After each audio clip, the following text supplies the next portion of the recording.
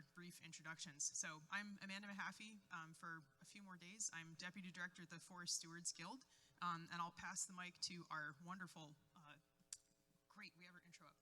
I'll pass the mic. You guys want to introduce yourselves? I'm Ethan Tapper. I'm the Chittenden County Forester for the Vermont Department of Forest, Parks, and Recreation. Steve Roberge, the State Extension Forester with UNH Cooperative Extension based out of New Hampshire. I'm Andy Whitman. Yesterday I was with Manomet. Today I'm with the Maine Forest Service as the forest carbon and climate analyst. Hi, Kosiba, Extension Assistant Professor of Forestry at the University of Vermont. All right, thank you. So as you can see, we have no PowerPoint, but we have a poll anywhere. So you're going to have to get your smartphones ready in just a moment. We have a little less, well, we have 40 minutes. We'll keep you on time to get out of here. But we just did some brief introductions. I will explain what we're doing. We're going to talk about, we're going to give our panelists a little bit of a chance to share their conference highlights. We're going to dig in with this poll everywhere, a little bit about, as Ethan has said, what we communicate and how we communicate it. And we have a few closing thoughts for wrap up. So this is going to be an action-packed 40 minutes. Buckle your seatbelts, everybody. All right, so when Julie Renaud-Evans asked me to try to put together something related to communication, I asked, what's going on in the rest of NESAF? What's going on in the rest of this meeting? And as you have discovered a lot around communication, around carbon, climate, forestry, there's so much, my brain is exploding. So our job here is to try to send you home with some good take-home thoughts. So let's put up our first poll question. And this is a warm-up for you. So get out your smartphone and see if you can go to that. Hopefully, I hope the QR code works. If this doesn't work, it's going to be a bummer today. So click through. There's like skip. You don't need to register, and then skip. Allie will let you take the poll. And the question that we're asking you to answer is: did you get into forestry to talk to people? Yes or no? Is it working?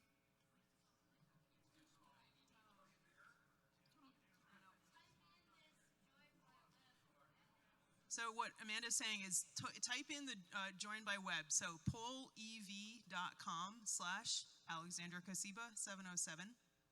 That's the other way to get there. Sorry. Thanks, Allie. It's not PowerPoint. It's an internet thing. I don't know if we can blow it up. We'll have to test it out. Sorry. Oh. Okay, try it now. Thank you. I'm not running the tech.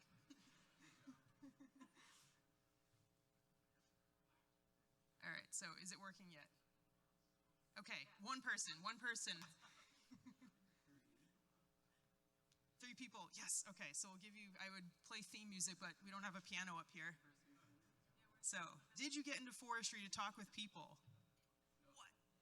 A lot of no's. The no's are definitely winning.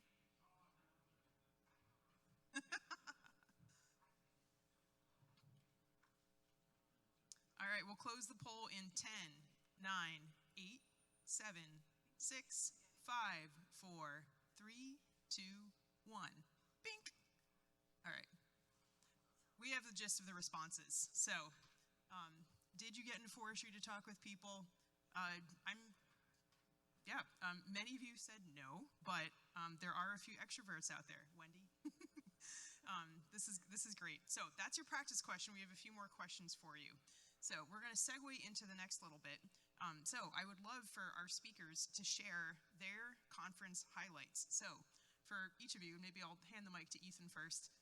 Looking back on a really packed 2 days of New England SAF, what actionable steps in communication did you hear? I mean, I think it's something that I feel like is acknowledged by all of us, right? That this is something that we need to do better, right? And what a good first step. And I think that the nuances of like how we actually do that, how we actually talk about our work, how we actually reach people, we can talk about how we do that. We can talk about how we develop skills, how we bring in different people that have skills to do that work. But I think that it is such an important thing that it feels like we have widespread consensus that this is something that we can do better. And that's a really good place to start. I'll stand up. So I'll do a quick poll too, just to get a sense. How many people think about trees every day? Hey, look at that. That's great. So I think, to me, the theme of this conference, this meeting, is really for us to show up to other places where people don't think about trees every day, and to share our experiences and share our knowledge with folks. It's to show up, but also to be present as well, and help spread the word about trees, essentially. So I'll just leave it at that. Just two simple things: show up and be there. This working? Yeah, okay. Turn it on. All right. So I think my big take home from the conference has been, well, Leslie, I really loved your presentation, and it ties in really well with Andy this morning, this power of storytelling. And just being in a conference like this, I think probably I'm not alone, that just seeing people in the hallway and saying, like, checking in and catching up and communicating with people and, telling our story to each other has been really, it's such an awesome experience. And so us getting together and just talking about things that we're doing, challenges that we have, has just, I think, is a great thing to do, and we should continue finding opportunities to do this. We do this once a year, but other opportunities to get out in the woods together, to share stories, I think it's really important. So that's something that I hope a lot of you are going to think about, maybe some action steps from Andy this morning about how to tell a better story about what we do. Yeah, I think it's the kind of thing I'm reminded of conferences, which is always come away. There's things that just bug me.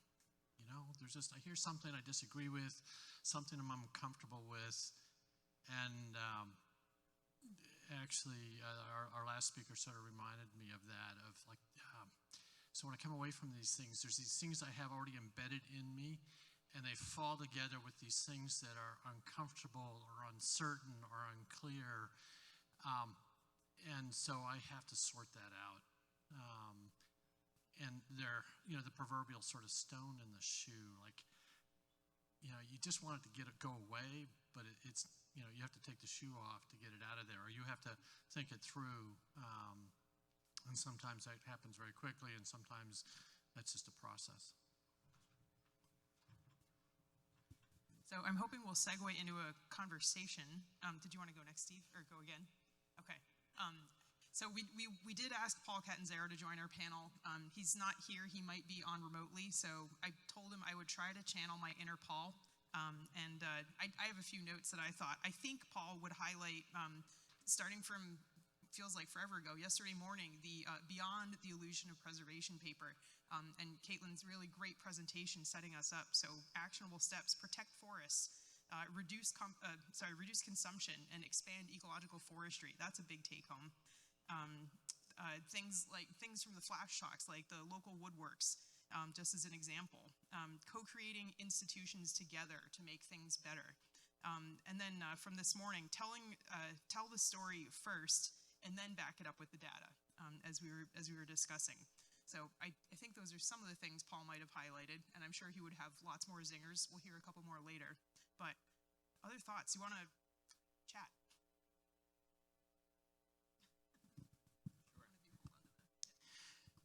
I think that, one of the things that I think is also so powerful that we have, I believe, a consensus on, right, is how incredibly nuanced this work that we do is, right? None of us is up here in any context or, representing in any context that this work is easy, that it is in any way simple, and it's just so exciting, as a forest manager, as a conservationist, as a communicator, that, in a world where sometimes opposition to our work or things that make our life a little bit more difficult are these incredibly oversimplified, simplistic narratives, that the beauty and the power of our work is in that nuance. The fact that we're willing to dive into that nuance and that we want to communicate that and we don't want to oversimplify our message and that we're managing for all these different things at once and we're adapting and it's complicated, that's what makes our work so impactful. And I feel like, as much as we're in like, we're trying to communicate and maybe we have to do it through like little sound bites of information and stuff like that, us holding on to that nuance, I believe, is a source of power. And I think that that's something that's so cool that I heard like universally across this conference.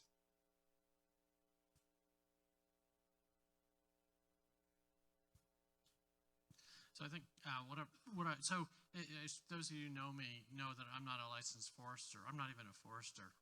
I am a forest ecologist, but I know enough to know that that's not a forester. I have utter respect for foresters. I mean, you guys do amazing things. But what I'm reminded of is why do I come to meetings? Why do I talk to people like you? And it's because there's this notion of you got to deal with this complexity of sort of markets and all that stuff, which is a lot of what a lot of other people do really in the world who work in the for-profit sector. I mean, you got to deal with markets and branding and all that kind of stuff. But there's this wonderful other piece, which is you're grounded in the woods.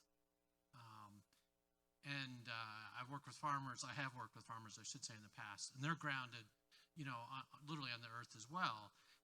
And that is a really special thing. And it's for me, that is why why I get so excited about working with you folks. I engage with people in other realms and other places, and they're not grounded. And you know that, and you feel that, and you're just like, oh my gosh, like I can't believe this. And then, talking to people who are grounded like yourselves, and that's very powerful. Not just in your work and who you are, but that's really powerful for the people around you. That's important work. Sometimes it's just your presence of having that grounding, and sometimes that means having to talk about that. So that's just a piece I'm reminded here, and I think that's the superpower really of this group. I was talking to Steve earlier, and I said, if I wanted my A team about change management in terms of the environment, like who would I go to? I go to foresters and farmers. Farmers are a little better at engineering just because they have to. But foresters are really good about stewardship. And that's because you guys are always having to think into the future. And with a future, like, it's like, who knows? Like, yeah, I'm managing for, sugar maple. But, I don't know what the market's going to be 20 years from now. And, it won't be bad for sugar maple, but it may not be great. And there's also with that a kind of optimism that it's just baked in, that is also very powerful.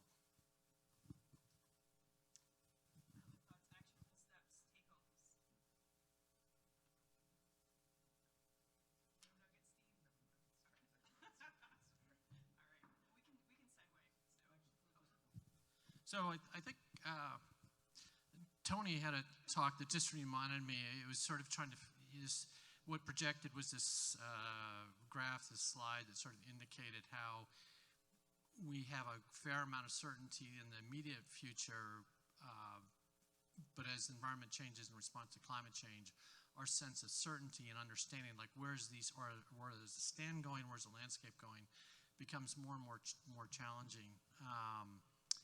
And I'm reminded it's more I was reminded it's just more complex than that. Like for some stands, it's going to be impossible to predict, and for some stands, actually, they're not going to change very much for the next 40, potentially 60 years, and those will be actually pretty easier to manage. And then everything in between, and that kicks up to this thinking of there's not going to be one strategy, there's not going to be one way to move forward.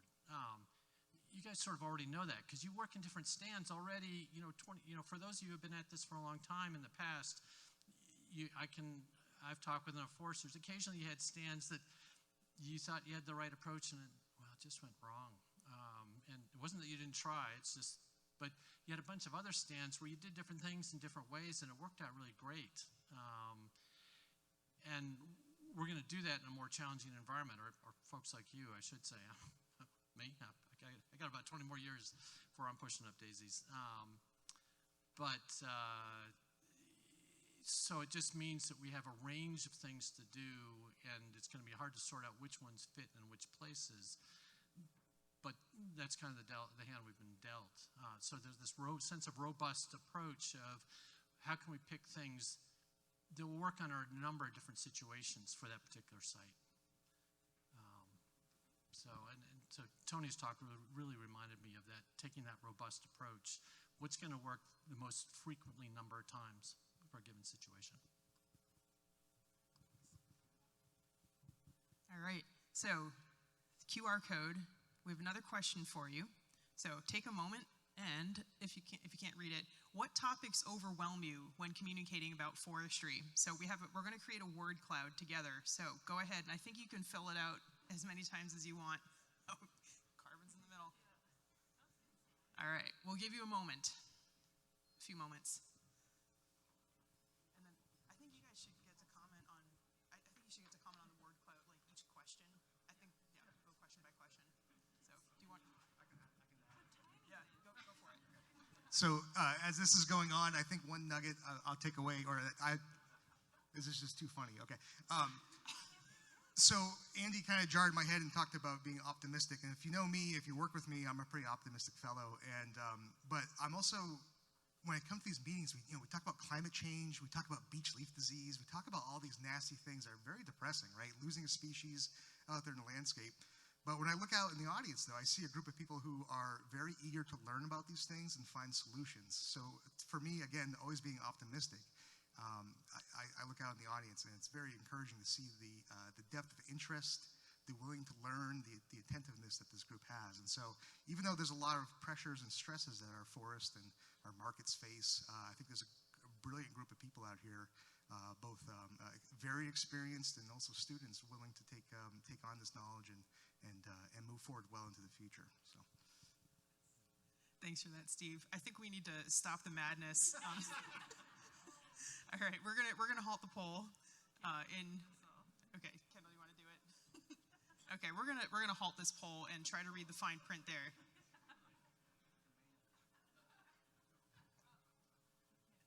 We're not overwhelmed by anything, are we? All right, so speakers, you're welcome to comment on what you're reading. The first word that I can read from here is carbon. Anybody want to start? Yeah, that's an overwhelming word cloud, I would say. I talk to landowners and foresters and loggers and policy folks and all sorts of people. We're all overwhelmed, I think. That reflects sort of the complexity of the world we live in, but landowners are feeling that too. Policymakers, the decision makers, conservation commissions, people are really challenged with navigating information and kind of the rate that things are changing, right? And so I think just acknowledging that when you're talking to folks of like, yeah, this is scary, right? We're in unprecedented times, but we are in it together, and we do have ideas on things we can do.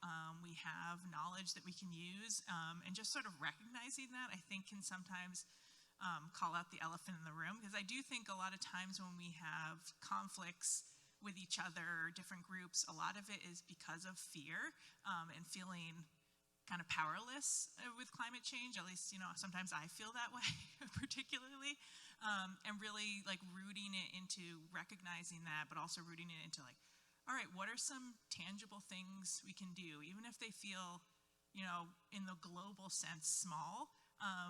They're still, if we can do things that have a view on the like ecological functioning of a forest, things like that, I think can help landowners and ourselves feel like we're doing things, because we're not gonna, there's so many different issues to think about. So just like sort of chipping away and trying to make decisions that can like push people forward a little bit, and that helps kind of build momentum and not feel like we're underwater with all these challenges. Yeah. Given that word cloud, so glad that Kosiba is part of our forestry community, aren't you? Yeah, I think really like the takeaway for me looking at this is just we're overwhelmed by so many things. It's complex. We're managing these ecosystems which are endlessly complex in the context of this incredibly complex and changing world.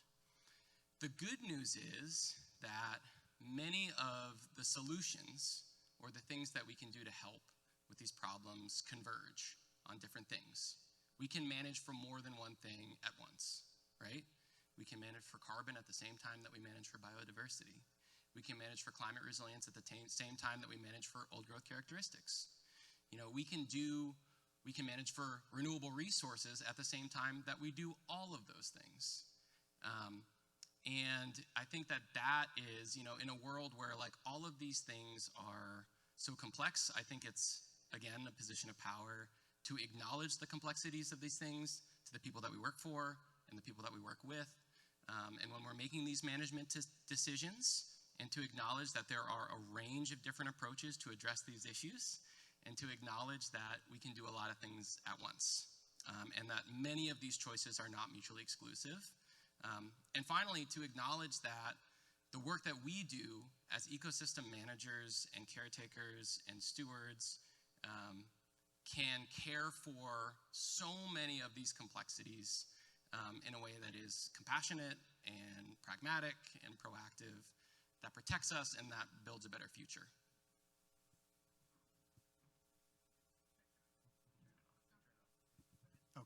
Yeah, I'm overwhelmed by communicating this word cloud, but to me, just the breadth of topics that are here just goes back to, I think, Caitlin's message initially yesterday morning, talking about keeping forests forest, because that to me is kind of the topic that I tend to bring up when we think about all these things that we worry about, and if we're worrying about all these issues, as long as forests are forests, there's still a chance to manage these things. There's still a chance to steward all these topics. But once forest land goes away, once a tract goes away, we can't have a conversation about these things. So it's just very basic. I know you all know this already, so I'm not saying anything profound. But all these things that we worry about, that we feel overwhelmed about, we can still continue to feel worried and overwhelmed about these things as long as forests stay forest.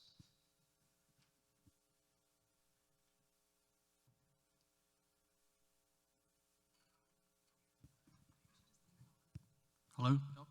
Okay. So, yeah, I have this love-hate relationship with forest carbon. I leave it alone, and then it comes back and grabs me and pulls me back in, and it's like, okay, had enough. You know, it's like a bad relationship, and then you get pulled in again. So I feel people's either angst or pain or whatever you want to call it with carbon. I think it's getting better. Because we understand what to do at the stand level. We understand something about carbon accounting, including leakage. We understand that this is not just a stand management level problem. It's a larger scale, landscape level problem to achieve carbon effectiveness. We got these pesky markets to deal with, which could just create dumpster fires. That's a little problematic. People in northern New Hampshire are feeling that. But I think that sort of bends the problem a little bit. Like, okay, then I can wrap my head around those little bits, and it becomes like, okay, now you can go back to sleep and, you know, not be up at 3 in the morning trying to figure this out. You know, the second one up there, one of it is climate, and I'm just reminded of. It took me a while. I had to work with dairy farmers to figure this out. You know, if you got a wicked problem, the triage approach to dealing with wicked problems is apply good stewardship. Person bleeding to death, apply good stewardship. Forest is not working out, apply good stewardship. It is never the wrong thing to do. The people in this room know a lot about good stewardship. The best thing about the people in this room is you guys are interested in learning how to get better at your stewardship. And that continual improvement underlines good stewardship. So, you know, when it bugs you, just remember, like, okay, that's right. I've been doing good stewardship my whole career. It's just like, what do I do? How do I apply good stewardship? And the reality is that conquers proverbially all evils. You know, any challenge. Dairy farmers are the same thing. When they apply good stewardship, those who apply good stewardship, when they have a dumpster fire, they can put it out a lot faster, it's a lot smaller, it's a lot more manageable, and then they can move on with their life. And that's my response to this word cloud. So a couple other words that came up, markets was one of them. I think that's something that we all think about a lot. In my own work, I think about moving from markets as the way I think about it, being like the reason that we do the forest management that we do, and more as something that allows us to do this incredibly profound regenerative management that we all do at scale while also producing renewable resources, which is something that the world really needs.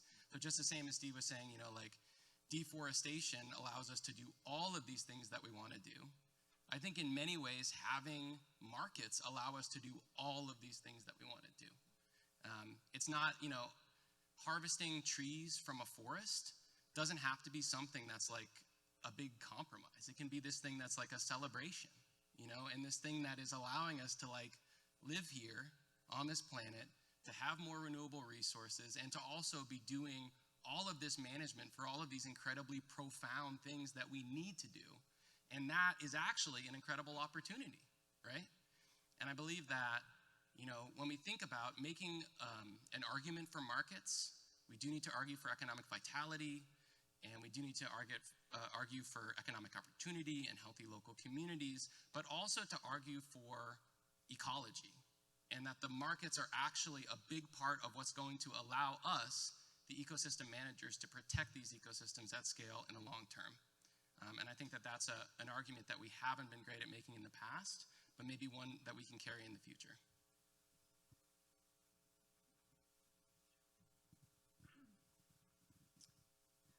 So some of the other words that have come out are TEK and DEIJ, which, just sort of on a personal note, I guess I'm not, kind of think of myself as young, but I'm realizing I'm not,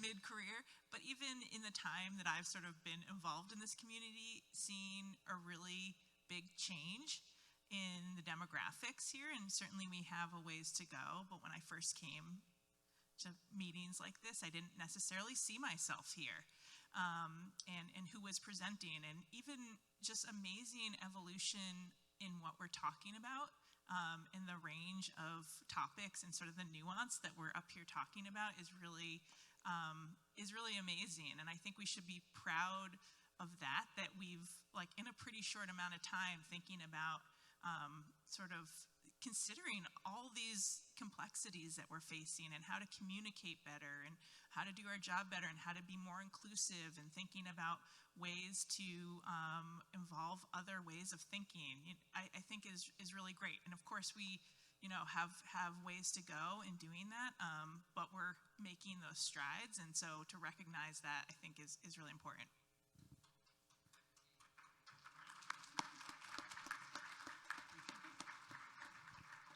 So we're going to give you another chance to try the QR code thing.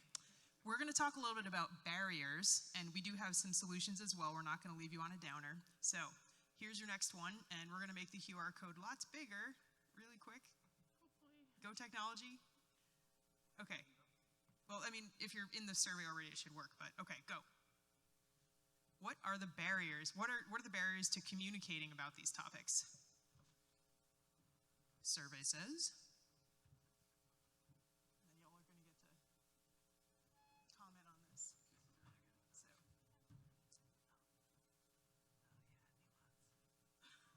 Again, your options: I don't have enough information.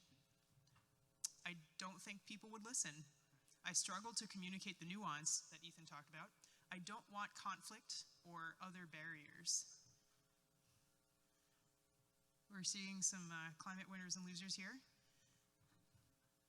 All right, I think we got a good response. We can officially end the poll. All right, so. I struggle to communicate the nuance is our clear winner here. Anybody want to tackle that? Andy wants to tackle nuance. Yeah, this reminds me of the things that sometimes the solutions to things are not the opposite of the problem or the barrier. Sometimes it's something else. And I think this morning I wasn't here for the entire session for Andy Goodman, but that's the 4th time I've heard him. The first time I heard him, I didn't like it because I had to get away with PowerPoint. I just stopped doing all the nerdy things I like to do and actually had to become a human being and tell stories. And that's not why I got into this.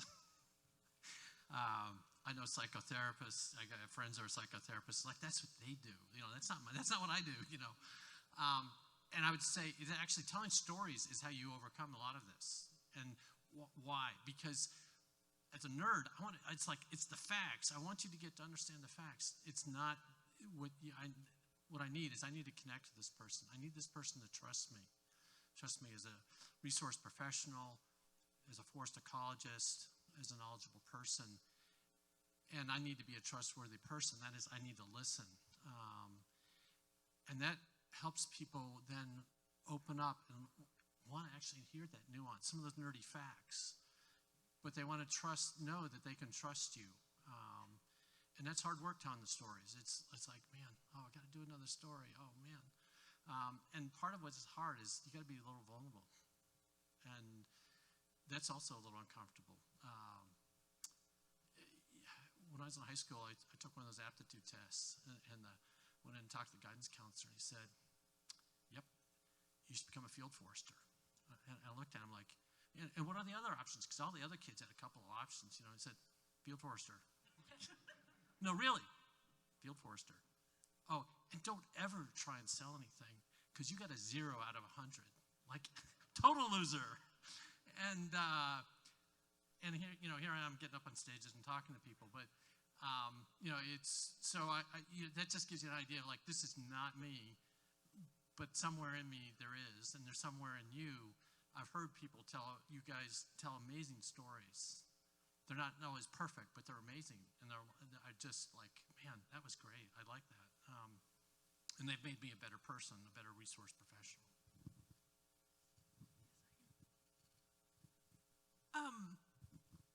I hear you all about the nuance for sure. And I guess, maybe thinking about embracing that, it's sort of part of our world. And forests, I think we all know very deeply how complex they are. And that often the simple, non-nuanced answers or solutions are just that, really, that they are not, they don't embrace that complexity and they're simplified. We do know there's no one-size-fits-all solution. There's no magic something we can use. And so, recognizing that with folks when you're communicating, like, we don't know everything. We need to observe what we do, see how it works, observe what's happening in forests, try to mimic some of that enhancing that complexity, those ecosystem functions. But, the truth is we know very little about how that all works, and sort of embracing that. Like, that's really, amazing how all of that, sort of works, and we're part of that. So I totally get that when it's hard to, especially in sound bites, convey that nuance. But it is something that is just integral to forests, and then of course, like, how we are going to interact with forests and how the things we're going to do when we manage or steward them. I think a lot about, with the nuance, like, we can communicate some of the nuance, but we also need to recognize and understand that the people in this room have deep understanding of forests and what it means to care for them, and deep relationship with these ecosystems. And we can't necessarily communicate all of the nuance. And so, at some point, communicate some of the nuance, and sometimes it's fun to, like, explore with people, like, this is an example of how this is just impossibly nuanced. And then, talk about all these different examples of how this is just impossible to explain, and how we're doing all these seemingly contradictory things, and how some things are okay a little bit, but not okay a lot, and vice versa. But then it's also really important that we build trust, because ultimately, we're the people that are trusted, or should be trusted, to carry all that nuance and all that deep understanding and all that relationship, and then to enact that on our landscape in a way that's responsible.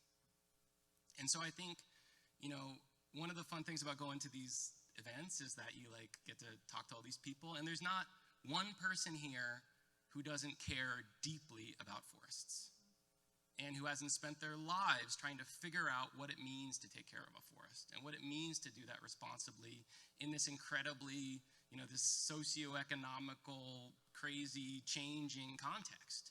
And if we can figure out a way to communicate that to people, like who we are and how much we care about these systems, I feel like that will go a long way into helping them trust us to carry a lot of that nuance. Oh, sure, yeah, and the other thing too, just the nuance and just the struggle is thinking about knowing when to say I don't know the answer to this. And so I was a county forester in New Hampshire for many years, and a lot of times just being out in the woods, we just see some crazy stuff, and you look at things, you're like, I don't know what's going on here, and a landowner doesn't know what's going on, and it just creates a sense of wonderment and amazement. And so I think just being honest and vulnerable, like Andy was saying, that vulnerability, I think helps build trust and helps instill just wonder and amazement just in the natural world too. But I think, yeah, that nuance is tough to communicate, and telling a good story, sharing your experiences with what's going on there, but also getting back to basics. We did a forest carbon nature walk with a group of people, and like 75 folks showed up from everywhere, and we just gave a really good kind of nature walk with a carbon lens on top of that, talking about where forest carbon is, and just talking about complexity and managing for resiliency. And it's all these things that and these nuances can come through because you feel very good about just general forest management. But if you just put that thin layer of carbon and discuss that, people can slowly suck up that nuance information about forest carbon and resiliency with that too. So I really, when I get to these complex issues, I go back to basics with folks, especially with the general public and landowners, because that's where they're at. That's where you want to get, engage them and bring them along and just not go over their head right away. Thanks, Steve. That's a perfect segue to our last question. Thank you for jumping in. If you haven't, please do. So far, when we're talking about solutions, after NESAF, what do you need to feel more confident in your ability to communicate about forestry topics with a non-forester audience? And number one, opportunities to gather and share or show and tell is standing out. Also, after that, talking points, fact sheets, quick resources, research summaries. We got demonstration projects is winning. Okay, and then topical trainings on what we communicate, and then also funding and staff specialized in communication. There's another option down there too, but it's not winning yet. So I'm going to ask my panelists to think about your take-home points. What talking points have you found useful in all of this? And we will save the survey results, and I will put it out to all of you to think about opportunities to use all of these and other communication tools. So for panelists, if you can think about your take-home points or talking points that you would love to share. Anybody want to go first? I guess I'll also start with Paul's.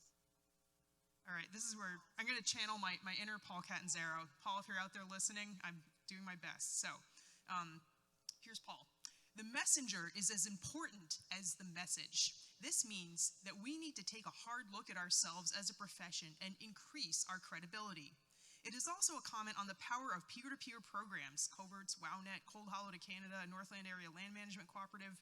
The source of the information is often the first thing people will judge in deciding the amount of credibility they will give the message. Peer messengers also share information in ways that are plain without technical terms and concepts. So again, the messenger is as important as the message. Paul's point number 2, communicate at the landscape level. This I definitely heard throughout. A timber harvest is a drastic visual change. It is also a temporary but steep drop in carbon storage. Many in the public only see the impacts of the harvest at the stand level. For example, the place that they love is gone or is changed. Communicating the role that forest management has in diversifying habitats, increasing landscape resilience, the fact that the harvest removed wood, but across the landscape or the state, more wood is growing than is being harvested, all help people to see forest management in the larger context and better understand the rationale for the harvest. So Paul's point number 2, communicate at the landscape level. Other panelists? Yeah, I can start. So I mentioned earlier, just to show up, to be there. This idea of show and tell, demonstration, that has power. Not all people can get in the woods, although I recommend bringing as many people into the woods to demonstrate active harvest, harvest 10 years out, pre-harvest, just anything that's out there. But Ethan provides some great examples about getting in front of people on screens, on their phones, YouTube. Just being, inserting yourself into those different mediums are pretty important. And so I think any way you can get people into the woods to show and tell, those woodlot visits, those timber harvest tours that were mentioned yesterday, those are invaluable. But the other methods, whether it's writing in northern woodlands every quarter or doing a blog post or anything like that, I think that is the best way to get the show and tell in front of people. And just, again, being basic, being short, and just get your point across, and maybe skipping the nuance when you're doing those things initially.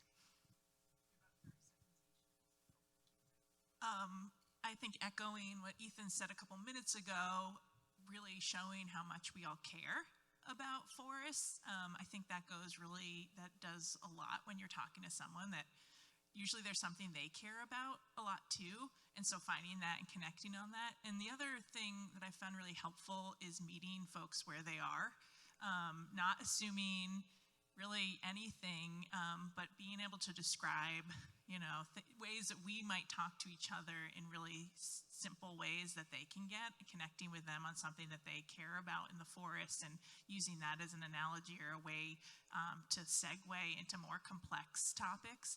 I found that to be really helpful in the work I do. Yeah, I'm going to go something practical, which is just, it goes back to the stewardship, except with more practical. How do you practice on the ground, which is forest health? Just forest health. When climate change is going to roll over us, in our part of the world, it's mostly a forest health issue. So understanding the forest health, like we've heard a lot of stuff about that today, is going to be your insurance policy for figuring out how to manage for that forest health. And then also in terms of communicating that to landowners, like, why are we doing this? Why are you cutting those trees and not those trees? It's a forest health thing, and be able to tell that story.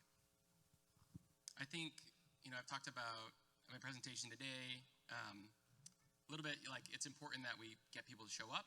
Showing up could mean attending a walk. Showing up could mean watching a video, reading an article. But then when they show up, we also need to communicate to them effectively. And one thing that I think that we cannot overstate the importance of is partnership. Because, and speaking now to the practicing foresters in the room, it's one thing for someone to say to us, what you're trying to do, this forest management project you're trying to do, these trees you're trying to cut, this makes no sense. And it's quite another thing to bring in partners like Audubon, to bring in partners like the Nature Conservancy, to bring in partners like your local land trusts or your local woodland owners associations, all of these organizations that are collectively a community that is trying to address these incredibly complex issues. And to show that it's not just us doing something because we feel like it or because we don't care. This is our response to those complex issues. And I think that, when we stand in solidarity like that with our partners, that people have to take note. I think that's very powerful. Awesome. Thank you so much. Please join me in thanking our panelists.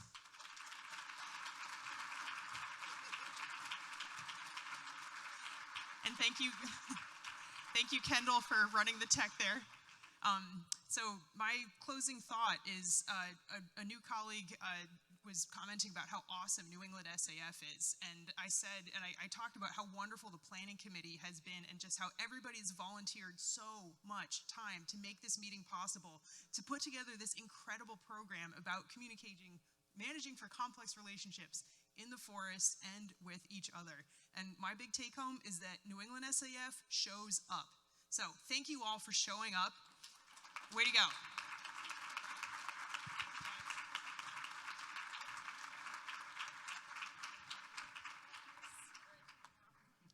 Okay, you guys are free. Is this working? I'll use this one. Okay, so with these last few moments, I wanted to follow Amanda's lead here and thank everyone for coming here, engaging in this broad range of topics, and for being part of this incredible community. I want to thank the speakers for their timely and powerful messages, the exhibitors and sponsors, and everybody who's donated items for the auction and raffle. I also want to thank the students who have traveled all across the region to not only learn, but to contribute and get involved. And I know this might be uncomfortable for some of you students, but I would love if you all would stand up and we could give them a round of applause.